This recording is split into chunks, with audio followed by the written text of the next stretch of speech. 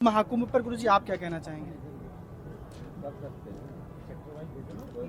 कुंभ की परंपरा जो है वो अति प्राचीन काल की परंपरा है।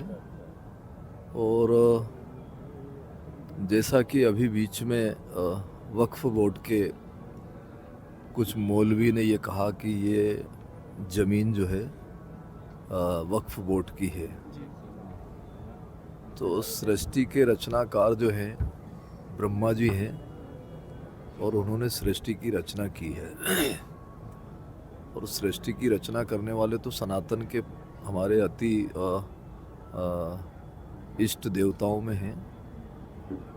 और इस प्रकार की जो छेड़खानी है वो भारत में रह कर के और इस प्रकार का भाव पहली बात तो नहीं होना चाहिए। साथ ही ये जो कुंभ का मेला है ये तीर्थराज प्रयागराज में लग रहा है और यहाँ एक बड़ी अनूठी परंपरा आपको देखने को मिलेगी। वो ये कि मर्यादा पुरुषोत्तम भगवान श्री राम जी को वनवास मिला था, तो किसी को घर से निकाला दे दो तो उसका मन और तन, उसका रोम रोम पीड़ित हो जाता, दुखित हो जाता है। लेकिन उन्होंने उस 14 वर्ष के वनवास को उत्सव में बदल दिया और उत्सव में बदल करके उन्होंने सामाजिक समरसता का भाव प्रकट किया। उस वनवास काल में सबरी से मिले, निषाद राज से मिले, केवट से मिले, वानरों से मिले, सभी संतों से मिले। वो परंपरा आज यहाँ देखने को मिलती है कि जितने भी संत यहाँ आए हुए हैं वो अपनी अपनी संप्रदाय के अलग हैं, पंथों के हैं, मठ मठांतरों के हैं, गिरिपुरी भारतीय सन्यासी हैं, नाथ जी हैं, लेकिन उनके दर्शन करने के लिए संपूर्ण मानव समाज के लोग यहाँ आ रहे हैं। कहीं कोई जाति नहीं है, कोई पात नहीं है, कहीं किसी प्रकार का ऊंच नीच का भाव नहीं है। संत समाज ये चाहता है देश में कि इस देश में अनेकता और तोड़ फोड़ की जो प्रक्रिया है उस पर विराम लगना चाहिए। और वो का वही भाव इस देश के माननीय प्रधानमंत्री जी का भी है कि सबका विश्वास अगर अर्जित नहीं हुआ तो फिर हमारा जीवन ही निरर्थक चला गया। तो सबका विश्वास, सबका साथ जो उन्होंने बोला है वो अति प्राचीन प्रक्रिया है और वो प्रक्रिया से ही देश को एक अलग तरीके की स्थिति मिलेगी। वही भाव आज हम इस नाथ अखाड़े में हैं। गुरु गोरक्षनाथ जी जो भगवान शंकर जी से भी पहले आदिनाथ जी से प्रारंभ हुई है, आदिनाथ, उदयनाथ, पार्वती, सतनाथ, ब्रह्मा, ये जो है नाथ संप्रदाय की बड़ी प्राचीन व्यवस्था है। भगवान शंकर जी के बाद में शंभुजति गुरु गोरक्षनाथ जी से ये परंपरा चली है और दादा गुरु मच्छिंद्रनाथ जी, नवनाथ, 84 सिद्ध इसमें समाहित हैं। और आज भी उसी परंपरा के हमारे यहाँ दर्शनी साधु होते हैं जिनके कानों में कुंडल होते हैं, कुंडलधारी। हमारे यहाँ ऐसी कहावत है कि दर्शनी साधु शिव की काया। तो वो जितने भी संत जो है वो इस देश में योग का प्रचार कर रहे हैं और योग का मतलब होता है कुल टोटल योग, जोड़। जोड़ का मतलब होता है कि अनेकता में सब लोगों को जोड़ दें और वो एकता हो जाए, समरसता हो जाए।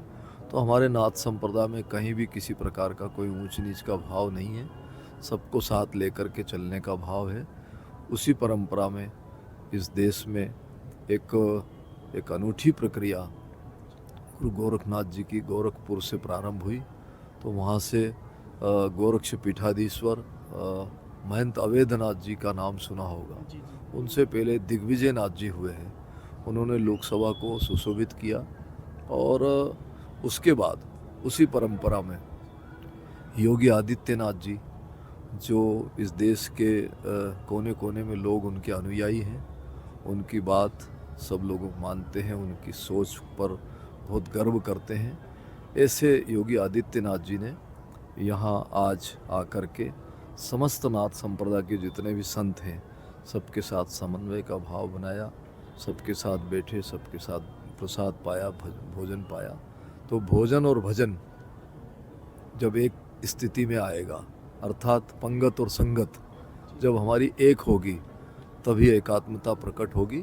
तो हमारा सबका भाव है कि इस देश में एकता तब होगी जब हम रोटी और बेटी का व्यवहार चालू कर देंगे। एक पंगत होगी, एक संगत होगी, तो इस देश में समन्वय की भावना प्रकट हो जाएगी। ये कुंभ का जो मामला है, ये समन्वय के लिए ही है। आए आप और हम सब मिलकर के इस देश में एकात्मता का भाव प्रकट करें। जी, आप उज्जैन से सांसद भी हैं, तो एक संत, एक साधु सन्यासी को राजनीति और धर्म एक साथ दोनों कर पाना क्या आसान होता है? अगर कोई सोच ले तो सब आसान होता है, और उसमें उसकी लगन होना चाहिए। वैसे भी संत समाज देश के लिए जीता है, वो अपने लिए नहीं जीता। सरवर तरवर संत जन और चौथा बरसे में है, ये सब परमार्थी होते हैं। हमारा कोई भी संत हो, कुटीचर हो या आश्रमधारी हो, मठधारी हो, या कितना भी कोई बड़े स्तर का हो, वो देश के लिए जीता है। वो अपने मठ के लिए नहीं जीता, अपनी संप्रदाय के लिए नहीं जीता।